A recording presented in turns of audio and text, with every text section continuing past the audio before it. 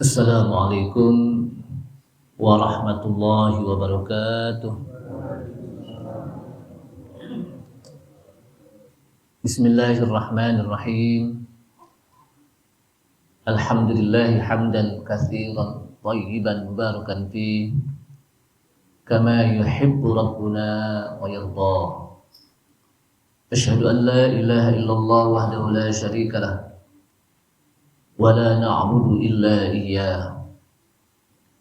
Wa asyhadu anna Muhammadan 'abduhu wa rasuluhu la nabiyya ba'dah. Allahumma salli wa sallim ala nabiyyina al-karim Sayyidina Muhammad ibn Abdullah wa ala alihi wa sahbihi wa tabi'ihim wa man tabi'ahum bi ihsanin ila yaumil qiyamah. Amma ba'du, qala Allah Ta'ala fi kitabihil karim wa huwa asdaqul qailin. Ya ayyuhalladzina amanu taqullaha haqqa tuqatih wa la tamutunna illa wa antum muslimun.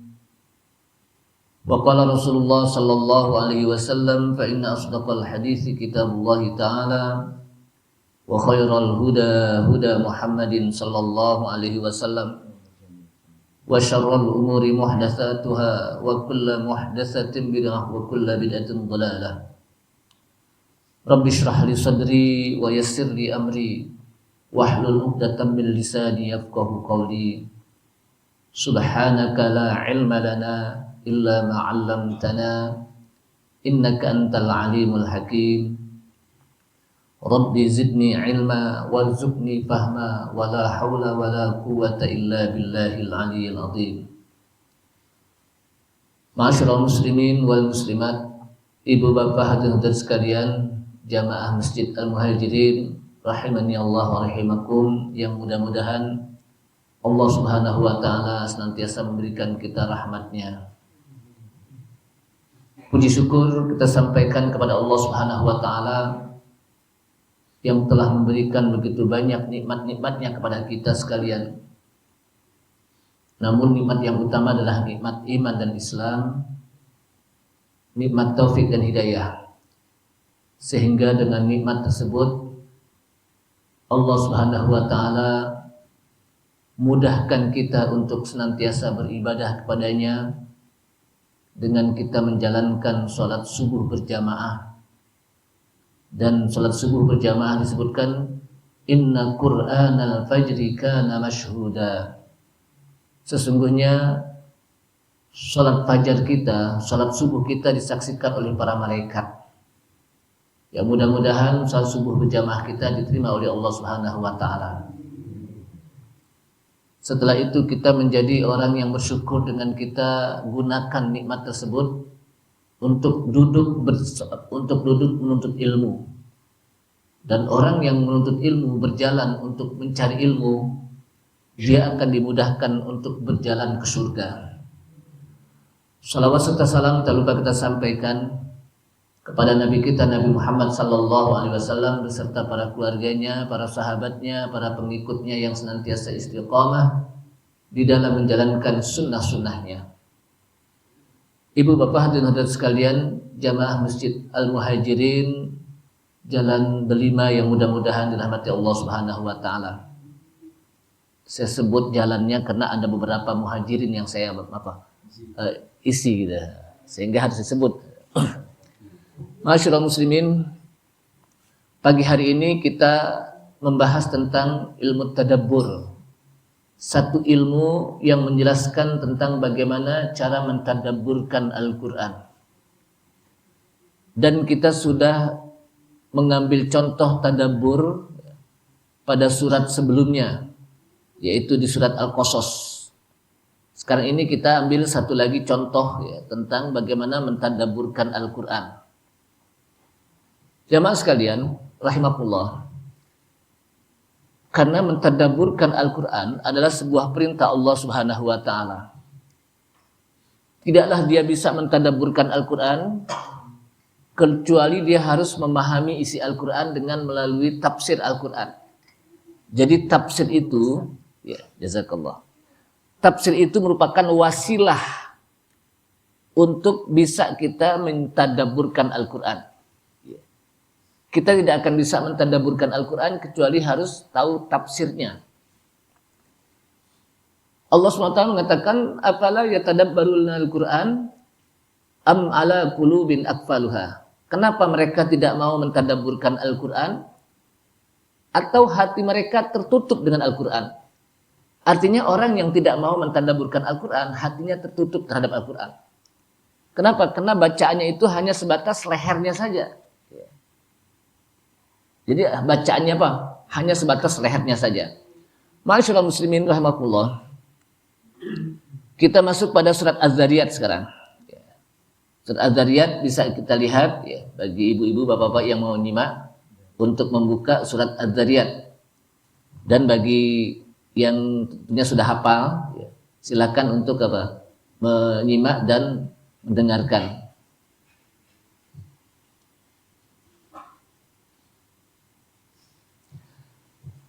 أعوذ بالله من الشيطان الرجيم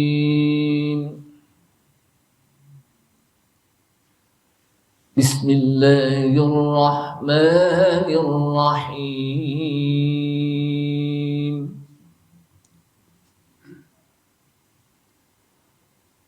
هل أتاك حديث ضيف إبراهيم المكرمين إذ دخلوا عليه فقالوا سلاما قال سلام قوم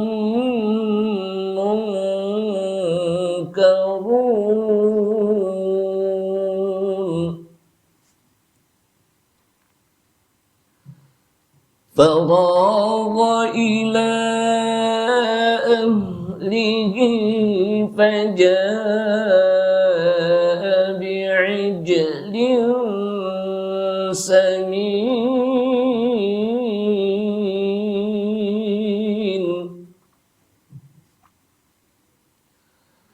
فقربه إليهم قال ألا تأكلون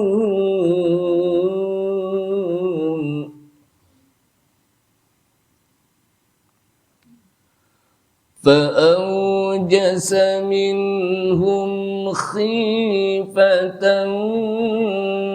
قالوا لا تخف وبشروه بغلام عليم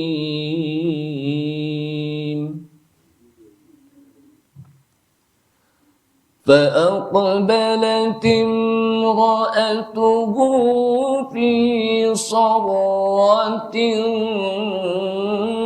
فصكت وجهها وقالت عجوز عقيم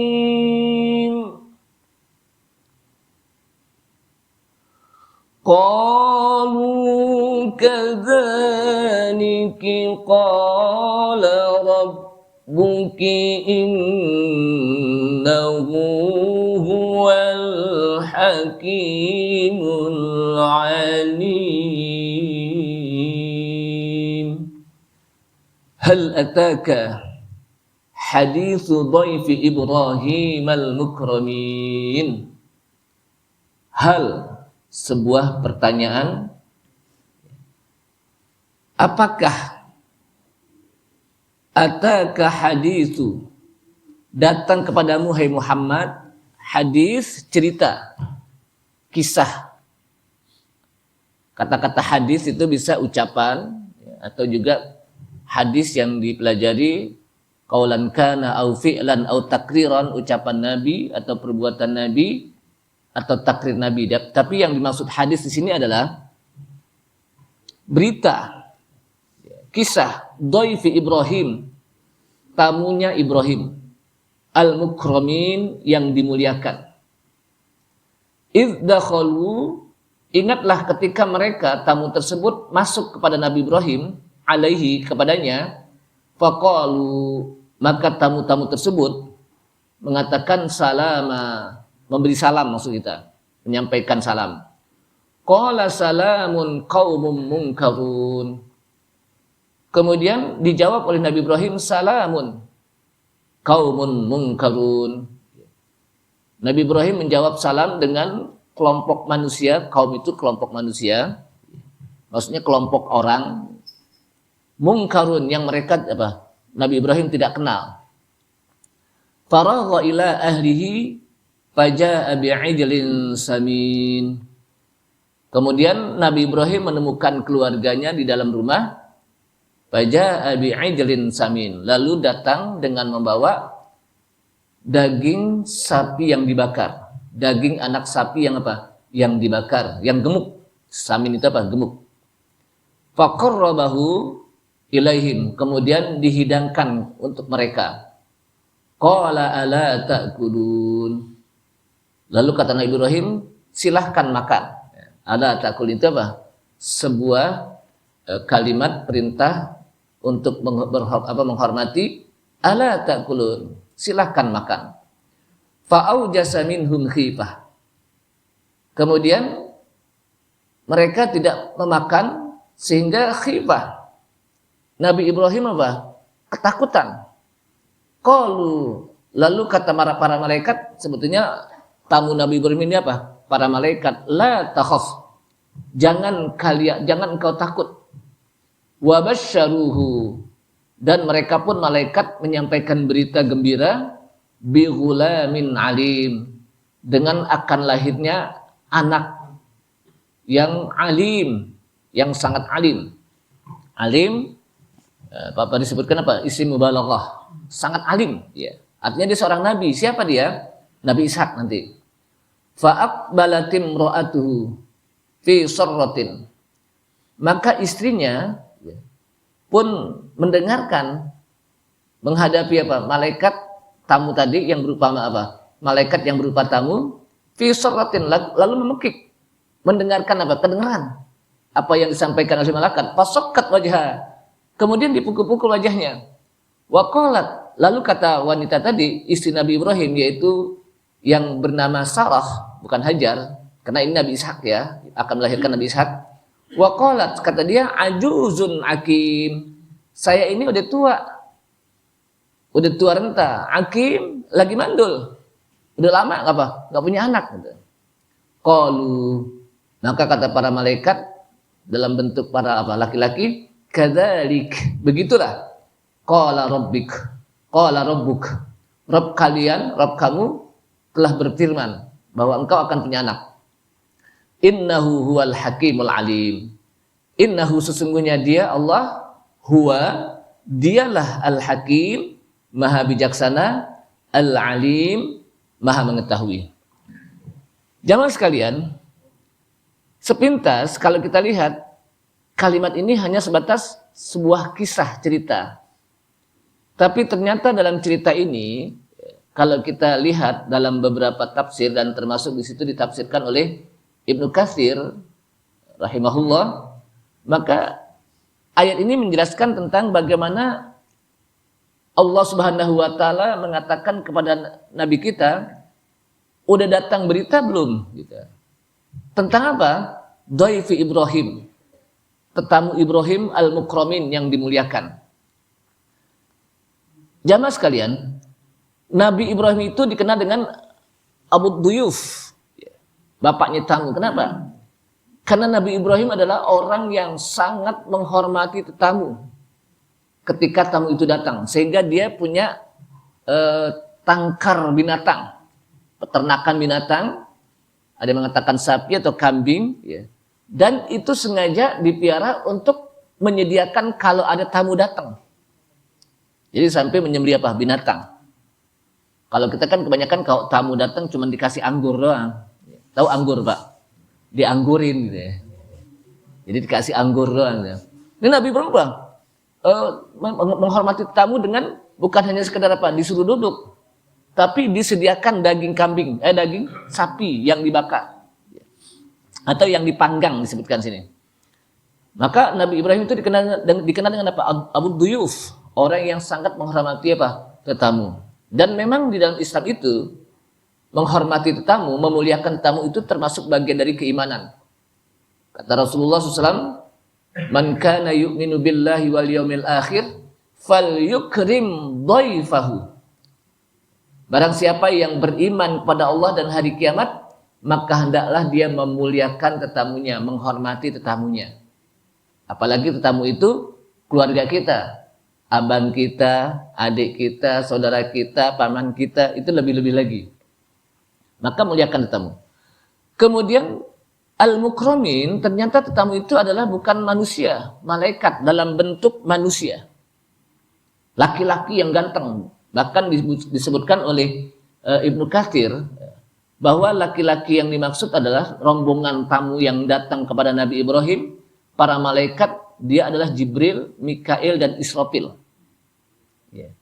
Jadi apa? Jibril, Mikail, dan Israfil yang datang. Dalam bentuk laki-laki yang ganteng, yang tampan, klimis, bersih. Gitu.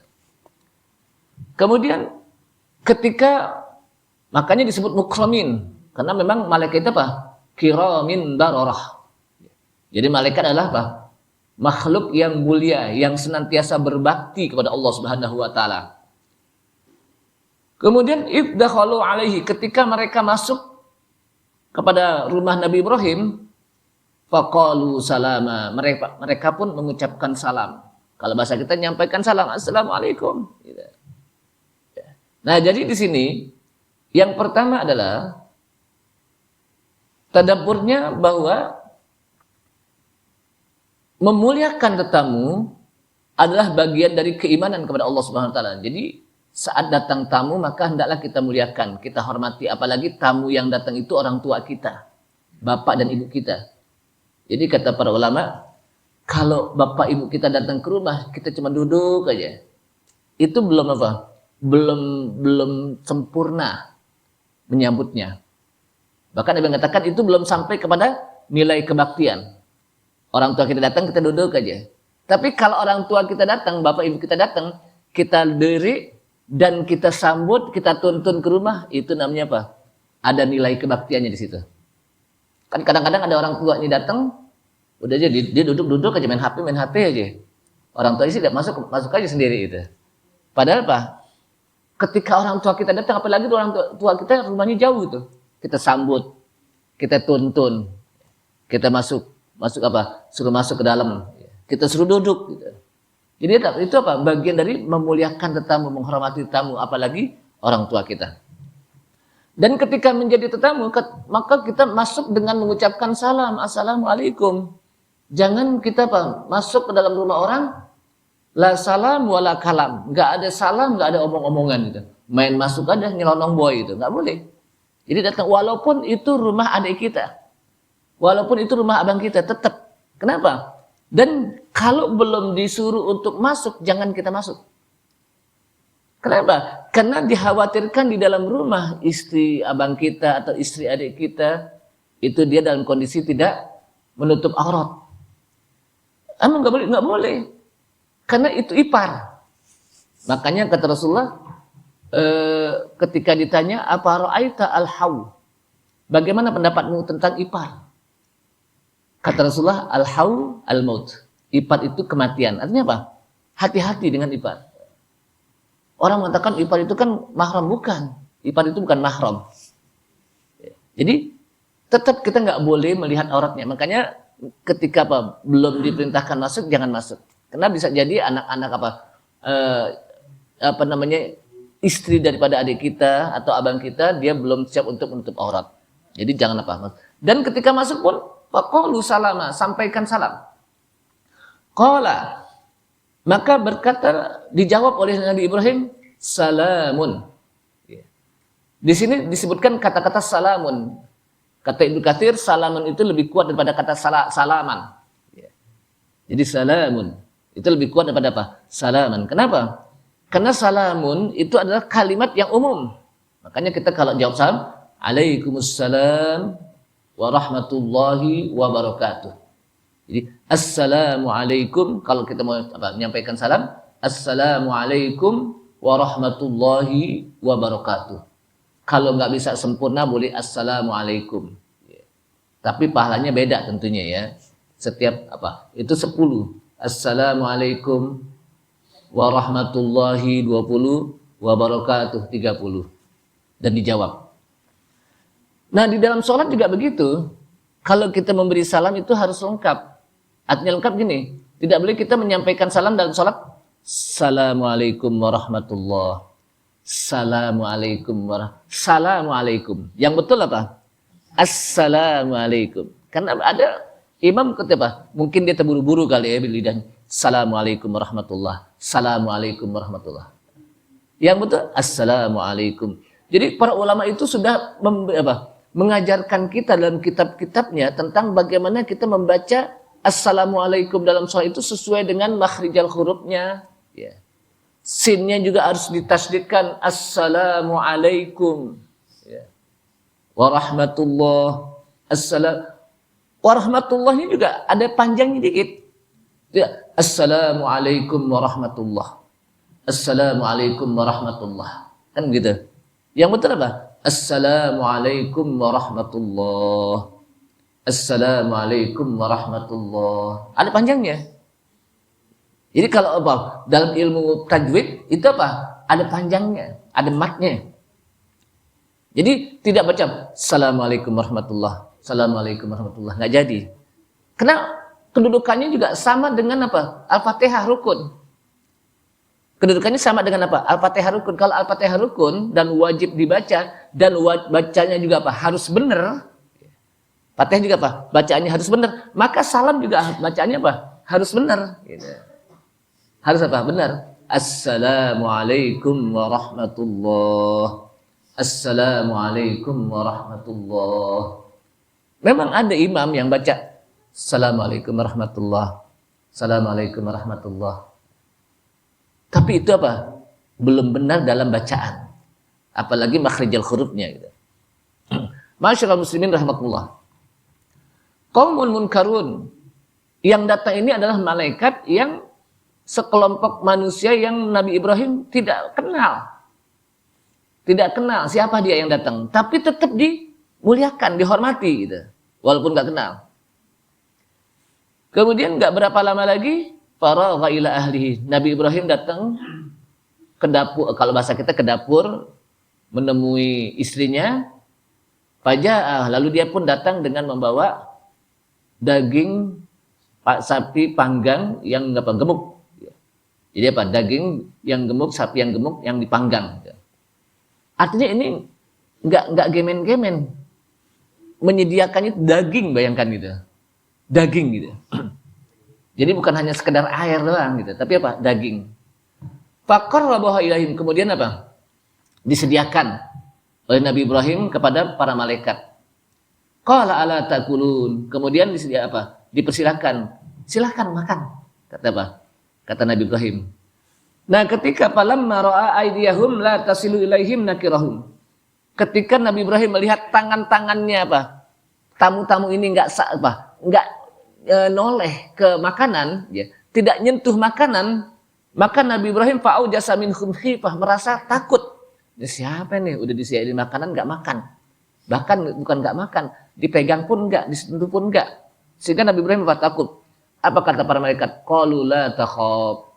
Jangan takut. Inna ursilna ila qaumil Lut. Sesungguhnya kami ini diutus untuk kaum Lut. Artinya kalau gitu ini adalah tamu berupa malaikat dalam bentuk manusia, laki-laki. Tapi ingat bahwa kalau malaikat itu berbentuk laki-laki, sebagaimana Jibril datang kepada Nabi kita dalam bentuk laki-laki saat mengajarkan mahuwal iman, mahuwal Islam, mahuwal ihsan. Bukan berarti malaikat itu laki-laki. Memang dalam setiap saat, dalam setiap para malaikat menemukan Nabi, itu mereka dalam bentuk laki-laki. Ketika bertemu, bukan dalam bentuk perempuan. Walaupun ketemu Maryam, malaikat Jibril ketika bertemu dengan Maryam untuk menyampaikan bahwa Maryam itu akan hamil tanpa suami, maka kata malaikat kata Maryam, lam yamsasni bashar. Ya, saya ini tidak pernah laki-laki itu menyentuh saya. Saya nggak kenal laki-laki. Kenapa? Karena Maryam itu apa? Hidupnya apa? Dalam mihrab. Dia tidak pernah bertemu dengan apa? Laki-laki. Sementara dia ketemu malaikat Jibril dalam bentuk laki-laki yang ganteng. Jadi Maryam itu pernah bertemu malaikat apa? Jibril dengan laki-laki yang ganteng. Dan ketika bertemu dengan laki-laki yang ganteng, Maryam itu ketakutan. Bukan ngomong, ganteng banget. Namanya siapa? Nggak kenalan, nggak mau ngajak kenalan. Malah dia ketakutan gitu. Kenapa? Karena takut fitnah. Jadi apa? Karena takut fitnah, nggak kenalan gitu. Kalau sekarang kan lain kan? Ketemu apa? Laki-laki ganteng, wanita cantik, kenalan yuk. Gitu. Enggak dia. Takut gitu. Pengalaman. Enggak. Akhirnya apa? Saya ini malaikat memberitahukan bahwa engkau akan hamil apa? Tanpa laki-laki. Maka kata apa? Lam yamsasni bashar. Laki-laki nggak pernah ada yang menyentuh. Saya nggak kenal laki-laki. Tapi itulah kekuasaan Allah Subhanahu wa taala. Masyaallah muslimin rahimakumullah. Tapi bukan berarti malaikat itu laki-laki. Kenapa? Kalau bukan malaikat laki-laki berarti juga malaikat bukan perempuan. Dalam akidah Ahlussunnah wal Jamaah, malaikat itu bukan laki-laki, bukan perempuan, dan juga bukan di tengah-tengah. Ustadz kalau gitu malaikat transgender dong, laki enggak, perempuan enggak juga gitu. Malaikat itu tidak berjenis kelamin. Jadi malaikat itu apa? Tidak berjenis kelamin, tidak sebagaimana manusia dan jin. Kalau jin berjenis kelamin, jin itu ada laki, ada jin perempuan, sama dengan manusia. Jin ada yang kafir, ada yang apa? Mukmin, sama dengan manusia. Jin bisa hamil, bisa melahirkan anak, sama dengan manusia. Tapi malaikat enggak, dia tidak berjenis kelamin, tidak melahirkan, apalagi ya. Jadi tidak apa? Tidak nikah, tidak makan, tidak minum, itu apa? Malaikat. Makanya ketika disediakan makanan oleh Nabi Ibrahim, malaikat sedikit pun enggak menyentuh makanan tersebut, karena dia bukan apa? Tidak doyan makan gitu. Jadi malaikat itu apa? Nggak doyan makan gitu. Lain dengan manusia, nyemil mulu. Pagi nyemil, makan nyemil, ngaji pun masih nyemil juga. Ngajak Ustaz katanya, biar nggak ngantuk, kacang disediain itu. Jamaah sekalian rahimakumullah. Faqarrabahu ilaihim. Kemudian Nabi Ibrahim pun menyediakan. Ala takulun. Ini menandakan bahwa ketika tamu datang, langsung kita sediakan makanan. Memuliakan.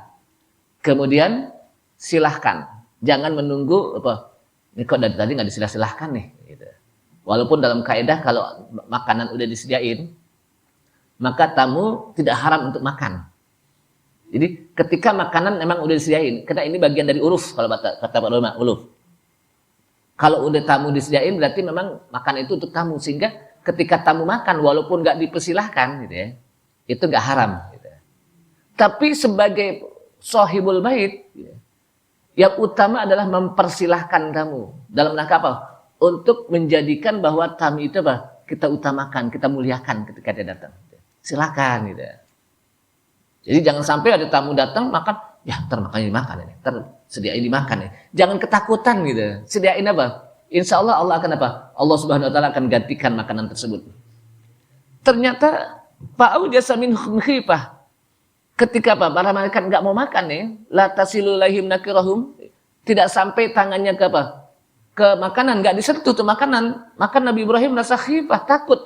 Jangan-jangan tamu yang datang kok nggak makan nih, nggak ini, nggak macam-macam lagi, ketakutan. Qalu, kata para malaikat, la takhaf, jangan takut. Wa basyaruhu bi ghulamin alim. Mereka pun para malaikat menyampaikan bahwa Nabi Ibrahim ini akan punya anak. Punya anak bi ghulamin, seorang anak laki-laki alim yang sangat alim. Sighat mubalaghah, alim. Ya. Artinya apa? Seorang rasul, yaitu Ishak nanti. Fa aqbalat imra'atuhu, maka istrinya pun apa? Mendengar itu. Fi sarratin, lalu apa? Kalau bahasa kita, apa iya gitu. Kalau bahasa kita apa? Apa iya gitu. Mencek apa? Suaranya apa? Melengking. Kenapa kaget? Kenapa? Karena dia apa? Ajuzun akim, saya ini udah tua gitu. Akim udah tua apa? Nggak bisa punya anak, orang namanya udah tua, udah 80 tahun lebih. Kan Nabi Ibrahim itu punya anak lama. Sehingga apa? Beliau minta kepada Allah SWT. Akhirnya nikah lah. Pertama kan Sarah ya. Dengan Sarah itu nggak punya anak lama. Akhirnya kata Sarah, ada seorang budak namanya Pak Jariyah, yang namanya Hajar. Ada yang mengatakan Hajar itu budak, ada yang mengatakan hadiah. Hajar itu dihadiahkan oleh apa? Raja. Maka dikawinkanlah Hajar kepada Ibrahim. Sementara Sarah belum punya anak nih. Kalau bahasa kita, untuk apa nih? Untuk mancing. Untuk mancing, dia punya apa? Anak. Akhirnya apa? Punya anak. Dari Hajar itu punya anak. Ya. Karena punya anak, akhirnya apa? Dinamailah Ismail. Jadi apa? Pas nikah punya anak namanya Pak Ismail. Namanya wanita walaupun sebetulnya Sarah yang mengawinkan Nabi Ibrahim kepada Pak Hajar, tapi tetap aja punya apa? Kecemburuan. Punya anak akhirnya ditaruh di Mekah. Rabbana inni askantu min dzurriyyati biwadin ghairi dzi zar'in inda baitikal muharrami rabbana liyuqimus shalah. Ya Allah, kata Nabi Ibrahim ketika meninggalkan Hajar dengan anaknya yang masih merah yaitu Nabi Ismail. Rabbana wahai Rabb kami, inni askantu, kami tinggalkan dari sebagian keturunanku biwadin, di satu lembah, ghairi dzi zar'in, dan lembah tersebut tidak ada tanaman-tanaman, tidak ada tumbuh-tumbuhan, tidak ada pohon-pohon. Biwadin ghairi dzi zar'in inda baitikal muharram, tapi di situ di sisi Baitullah Ka'bah yang pada saat itu belum ada air Zam-Zam. Masih gersang, tandus, panas gitu. Di sisi inda baitikal muharram. Akhirnya apa? Allah berikan sebuah mata air yang namanya Zam-Zam.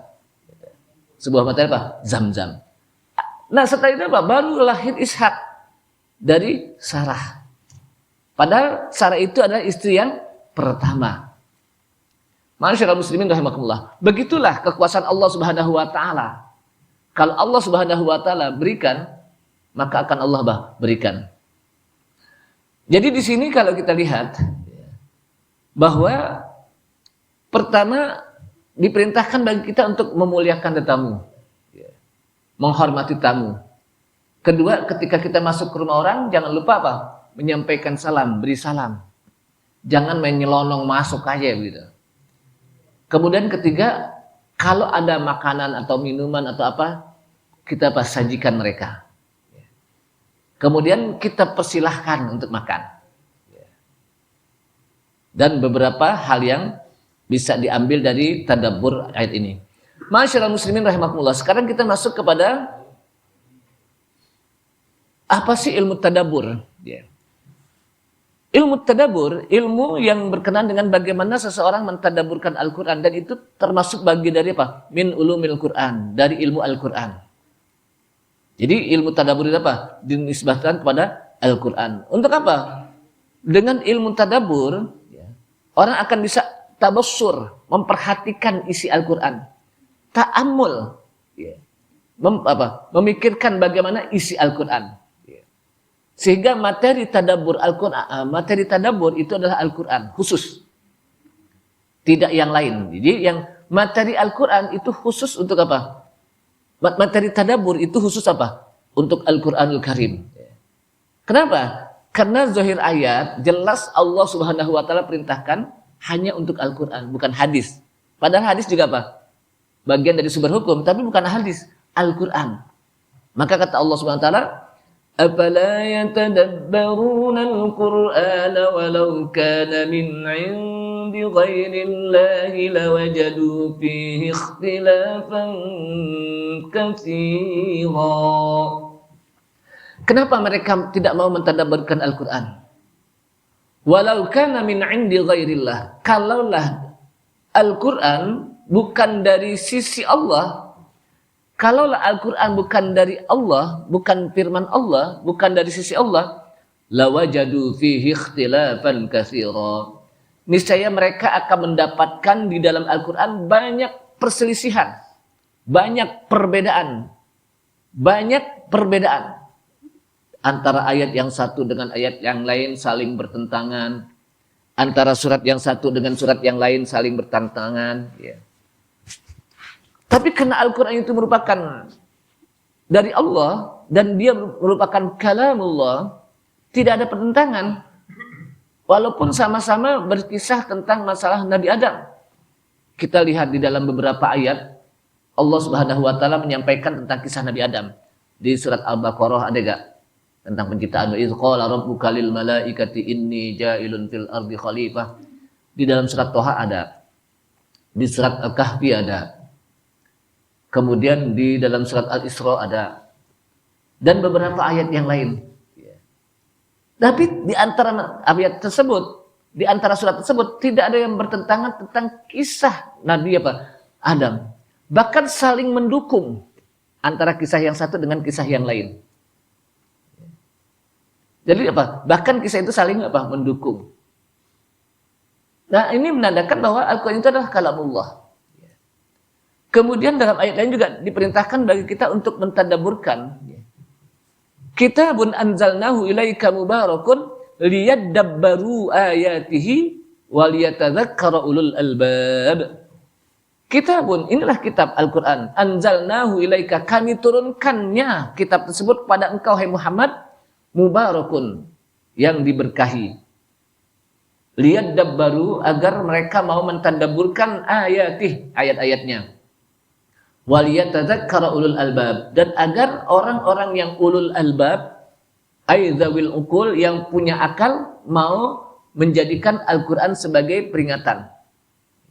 Dengan kita mentadabburkan Al-Quran, maka Al-Quran itu bisa menjadi peringatan bagi kita. Atau dalam ayat lain juga disebutkan, afala yatadabbaruna al-Quran am ala qulubin aqfaluha. Kenapa mereka tidak mau mentadabburkan Al-Quran?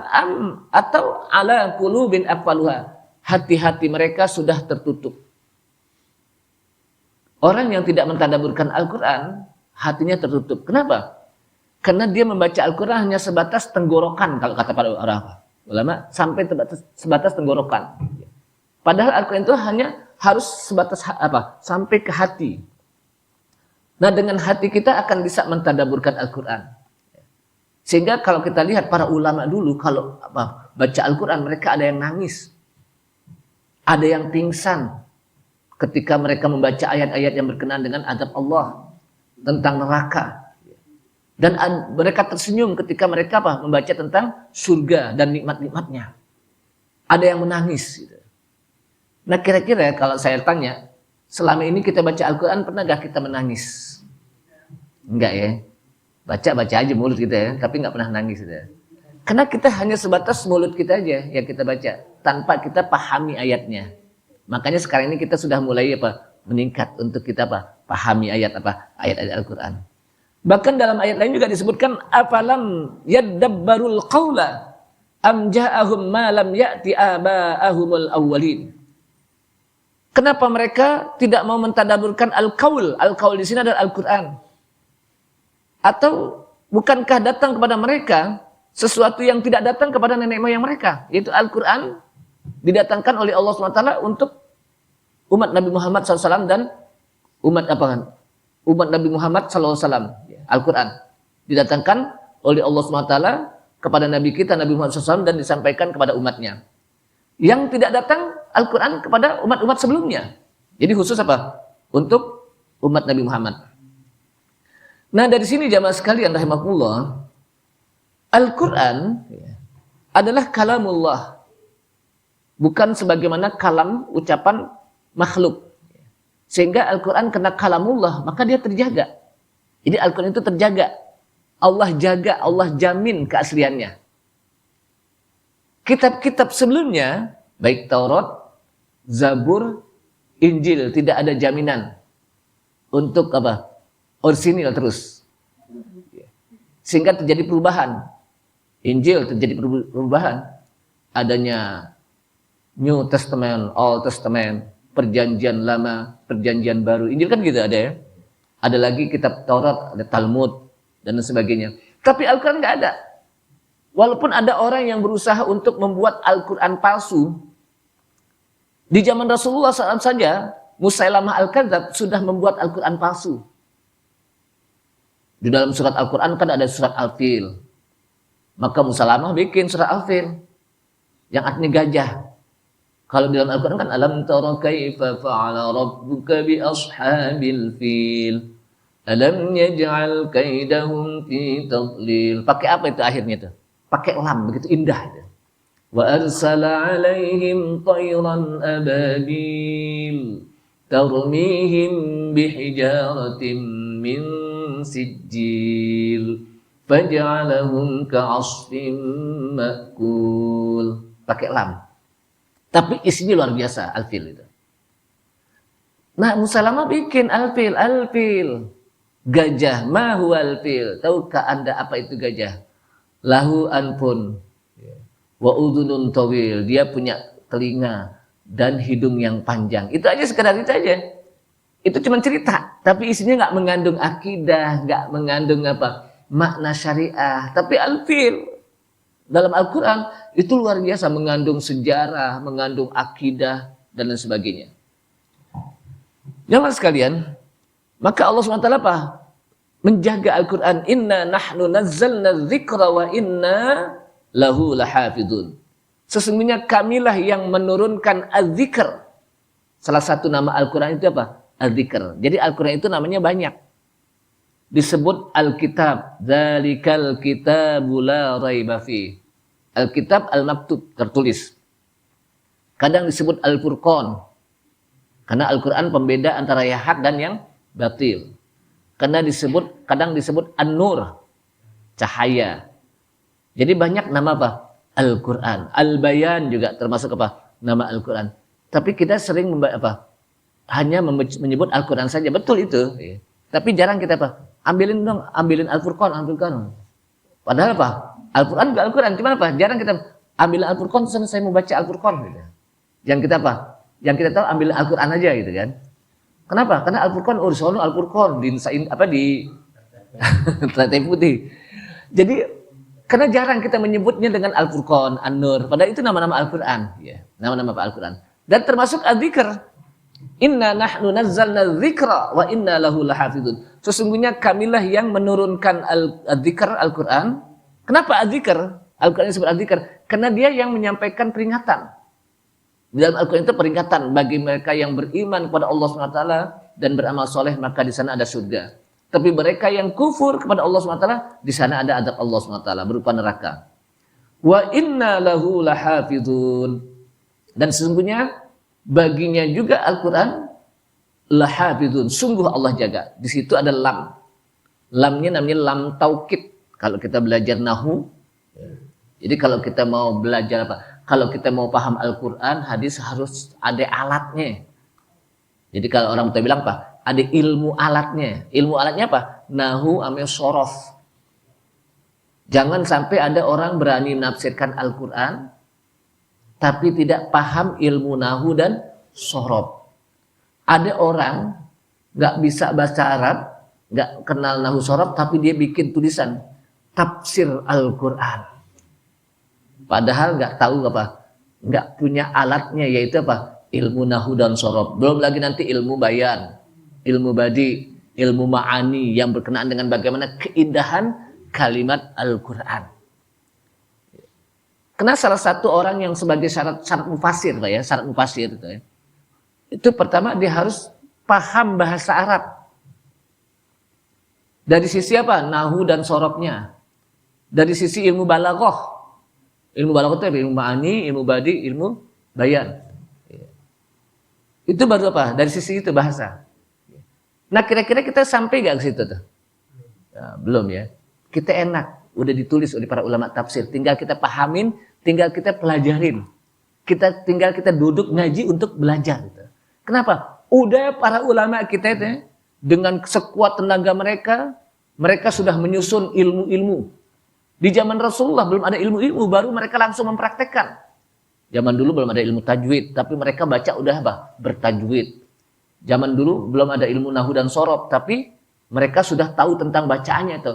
Yang marfu, yang rofa, yang nasab, yang jazam, yang jar, itu mereka tahu. Dan zaman dulu belum ada ilmu tafsir. tapi mereka paham tentang apa? Isi Al-Quran. Nah, para ulama membuat ilmu-ilmu. Dibuat ilmu tafsir, ilmu hadis. Jadi ilmu itu apa? Setelah itu, untuk apa? Untuk memudahkan orang yang setelah itu. Maka Imam Sibawayh menulis kitab tentang apa? Ilmu nahu dan sorof. Para ulama tafsir menyampaikan tentang tafsirnya bagaimana agar orang-orang setelah itu mereka paham Al-Quran melalui apa? Tafsir. Ilmu hadis juga begitu. Agar para apa? Orang-orang yang hidup setelah itu mereka mengetahui tentang hadis Rasulullah. Bagaimana kedudukan hadis Rasulullah. Mereka apa? Akan tahu. Masyaallah muslimin rahimakumullah. Dan Al-Quran, semua riwayat Al-Quran itu qat'i. Jadi apa? Qat'iyus tsubut. Qat'i itu apa? Mutlak.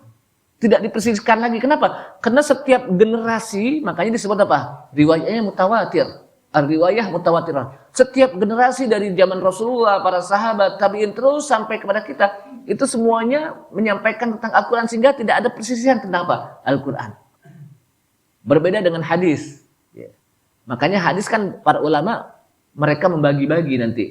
Ada hadis ahad, ada hadis mutawatir. Kalau hadis mutawatir itu pasti sahihnya, tapi hadis ahad belum tentu. Maka dibagi. Ada hadis apa? Sahih, ada hasan, ada dhaif. Ada lagi tidak masuk pada bagian ini yang disebut dengan hadis maudhu. Hadis palsu maudhu artinya. Dia nggak masuk bagian ini. Kenapa disebut palsu? Karena periwayatannya tidak apa? Jelas. Tidak nyambung kepada Rasulullah. Bahkan itu buatan-buatan apa? Manusia. Namanya hadis palsu, maudhu. Masyaallah muslimin rahimakumullah. Nah, yang dicari dalam tadabbur Al-Quran adalah bagaimana tadabbur ma'anihi, mentadabburkan makna ayatnya. Memperhatikan bagaimana petunjuk Allah dalam Al-Quran. Memandang bagaimana hukum-hukum yang ada dalam apa? Al-Quran. Itu tadabbur. Maka di sini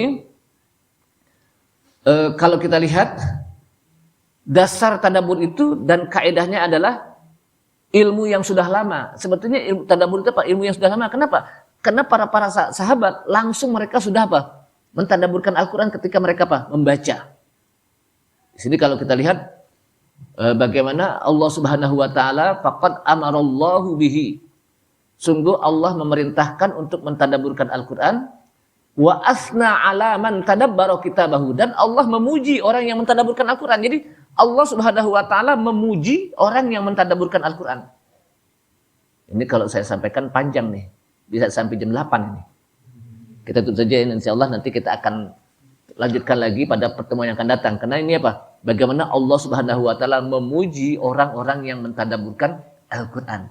Nah, dari sini jamaah sekalian rahimakumullah, sudah waktunya bagi kita untuk kita meningkatkan bacaan Al-Quran. Habis itu setelah kita baca, kita mulai memahami Al-Quran. Ya, untuk pertama kali kita boleh baca terjemah. Sebagai apa? Terjemah. Tapi ingat, terjemah itu bukan tafsir. Terjemah itu hanya apa? Sebatas kita tahu tentang makna, translate-nya. Sehingga kita jangan puas dengan terjemahan. Maka kita apa? Lanjutkan kepada tafsir Al-Quran. Dan tafsir Al-Quran itu boleh apa? Macam-macam para ulama menggunakannya. Ada yang tafsir maudhu'i, tafsir tematik, ada tafsir apa? Tafsili, ada lagi tafsir muqaranah dan sebagainya. Itu apa? Macam-macam jenis tafsir. Nah, kita akan bahas nanti pada pertemuan yang akan datang, sebulan yang akan datang. Insya Allah kita diberikan panjang umur dan sehat walafiat, dan senantiasa Allah SWT memberikan kepada kita kemudahan dalam menuntut ilmu. Insya Allah kita akan melihat bagaimana Allah Subhanahu Wa Taala memerintahkan orang dalam membaca Al-Quran untuk mentadabburkan dan memuji orang yang mentadabburkan Al-Quran.